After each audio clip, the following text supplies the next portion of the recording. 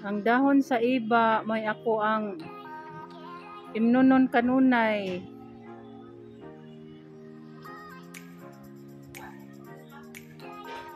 Para sa pasmo.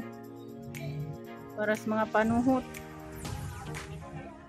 O pambikog sa kalawasan. Ano siya kong hinubig.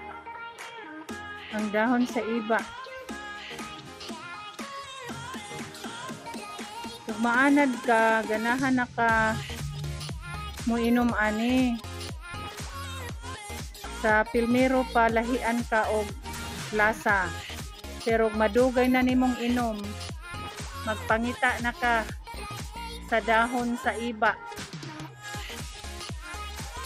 Pakuluan lang na nimo imong ihinubig, may imong imnon. Kay para ni sa pasmos kusog.